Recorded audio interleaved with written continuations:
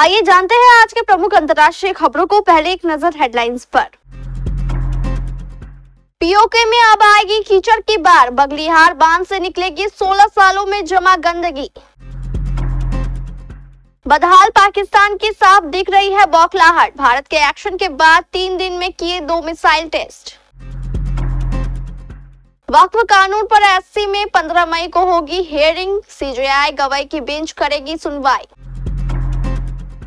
राहुल गांधी की नागरिकता का मामला, हाईकोर्ट ने सरकार को 2 हफ्ते में जवाब देने को कहा। पहलगाम के गुनहगारों को बख्शा ना जाए, पुतिन ने पीएम मोदी से की फोन पर बात।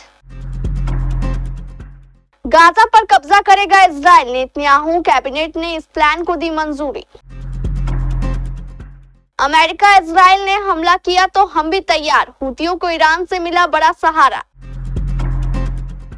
94 साल की उम्र, 159 अरब डॉलर नेटवर्थ, बिना कोई फैक्ट्री लगाए वॉरेन बफेट कैसे बने इतने अमीर। आमिर खान की सितारे जमीन पर का फर्स्ट पोस्टर हुआ रिलीज।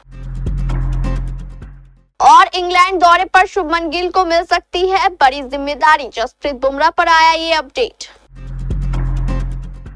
पहलगाम आतंकी हमले के बाद भारत हर तरफ से पाकिस्तान को घेरने की तैयारी में है। भारत सरकार ने सिंधु जल संधि तोड़ने के बाद चिनाब नदी का पानी भी पाकिस्तान जाने से रोक दिया है।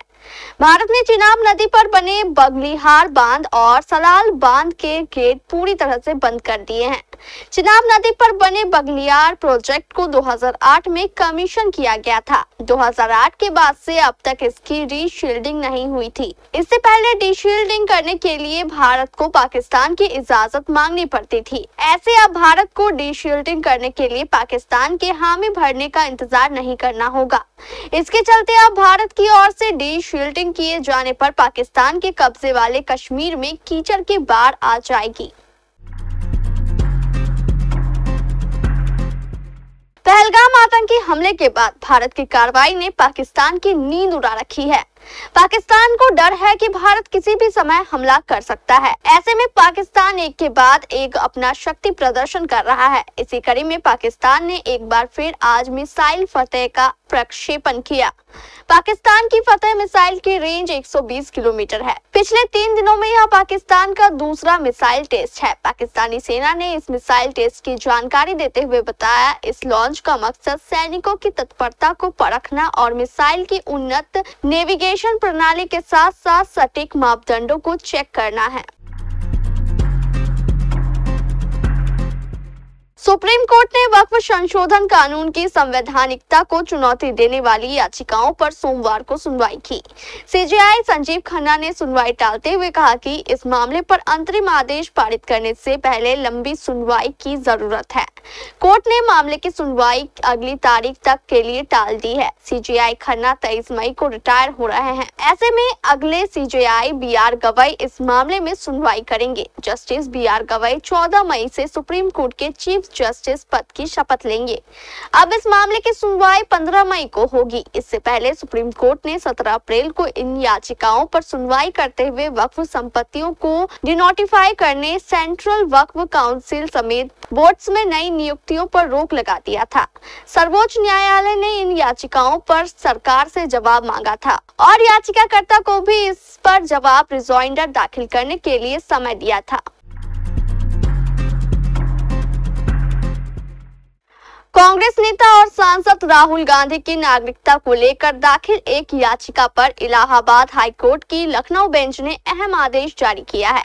कोर्ट ने भारत सरकार को निर्देश दिया कि वह 2 सप्ताह के भीतर राहुल गांधी की नागरिकता पर निर्णय लेकर याचिकाकर्ता को सूचित करे। यह आदेश जस्टिस AR मसूदी और जस्टिस राजीव सिंह की बेंच ने जारी किया है। कोर्ट ने याचिका को निस्तारित कर दिया है, लेकिन सरकार को तय समय सीमा में निर्णय लेने को कहा गया है। बता दें कि यह याचिका बेंगलुरु निवासी वंगेश नामक व्यक्ति की ओर से दाखिल की गई थी। रूसी राष्ट्रपति व्लादिमीर पुतिन ने पीएम मोदी से फोन पर बात की है। बातचीत में उन्होंने पहलगाम में हुए हमले की निंदा की। भारत के विदेश मंत्रालय ने इसकी जानकारी दी है। विदेश मंत्रालय के प्रवक्ता रणधीर जायसवाल ने इसको लेकर एक्स पर पोस्ट किया है। राष्ट्रपति पुतिन ने प्रधानमंत्री मोदी को फोन किया और भारत के पहलगाम में हुए आतंकी हमले की कड़ी निंदा की।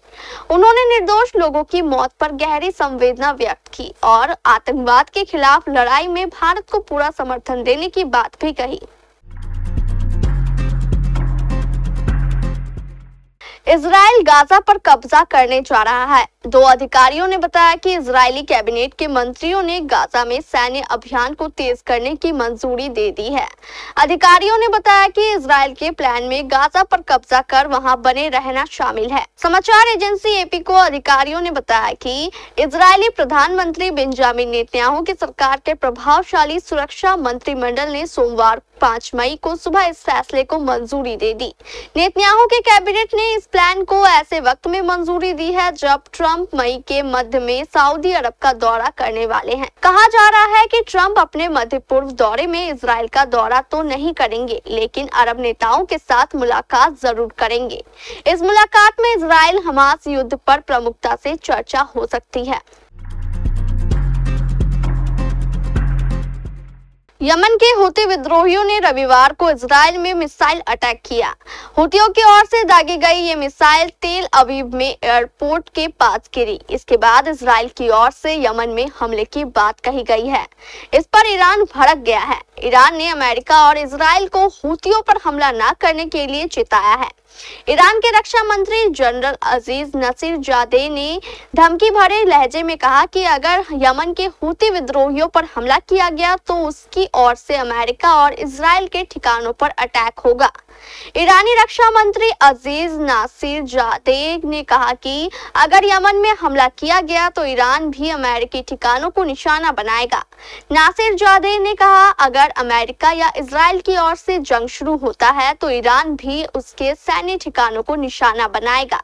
ईरान ने यह धमकी ऐसे समय में दी है जब उसने नए ठोस ईंधन वाली ballistic missile Qasem Basir launch की है।